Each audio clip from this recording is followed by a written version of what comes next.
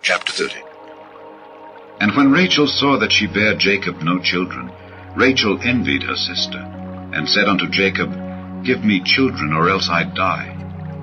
And Jacob's anger was kindled against Rachel, and he said, Am I in God's stead, who hath withheld from thee the fruit of the womb? And she said, Behold my maid Bilhah, go in unto her, and she shall bear upon my knees, that I may also have children by her.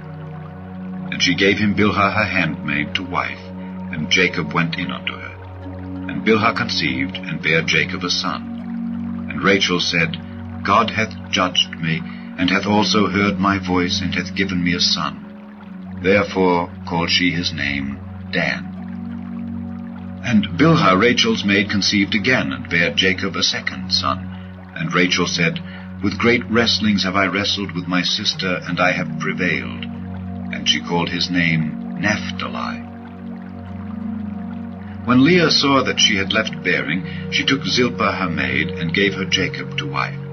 And Zilpah, Leah's maid, bare Jacob a son. And Leah said, A troop cometh. And she called his name Gad. And Zilpah, Leah's maid, bare Jacob a second son. And Leah said, Happy am I, for the daughters will call me blessed. And she called his name Asher. And Reuben went in the days of wheat harvest, and found mandrakes in the field, and brought them unto his mother Leah. Then Rachel said to Leah, Give me, I pray thee, of thy son's mandrakes. And she said unto her, Is it a small matter that thou hast taken my husband?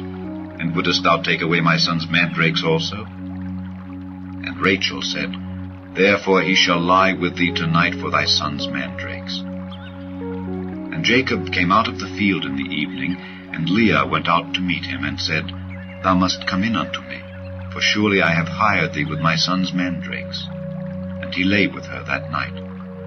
And God hearkened unto Leah, and she conceived and bare Jacob the fifth son. And Leah said, God hath given me my hire, because I have given my maiden to my husband. And she called his name Issachar. And Leah conceived again, and bare Jacob the sixth son.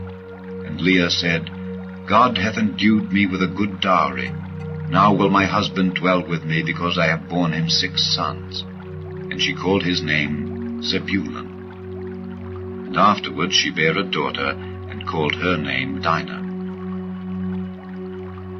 And God remembered Rachel, and God hearkened to her, and opened her womb. And she conceived and bare a son, and said, God hath taken away my reproach. And she called his name Joseph, and said, The Lord shall add to me another son. And it came to pass, when Rachel had borne Joseph, that Jacob said unto Laban, Send me away, that I may go unto mine own place and to my country. Give me my wives and my children, for whom I have served thee, and let me go, for thou knowest my service which I have done thee. And Laban said unto him, I pray thee, if I have found favor in thine eyes, tarry, for I have learned by experience that the Lord hath blessed me for thy sake. And he said, Appoint me thy wages, and I will give it. And he said unto him, Thou knowest how I have served thee, and how thy cattle was with me.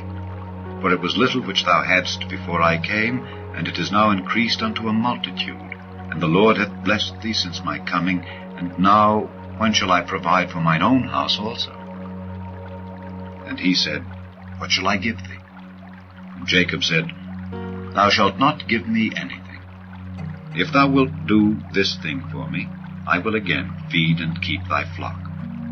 I will pass through all thy flock today, removing from thence all the speckled and spotted cattle, and all the brown cattle among the sheep, and the spotted and speckled among the goats, and of such shall be my hire. So shall my righteousness answer for me in time to come, when it shall come for my hire before thy face. Every one that is not speckled and spotted among the goats, and brown among the sheep, that shall be counted stolen with me. And Laban said, Behold, I would it might be according to thy word.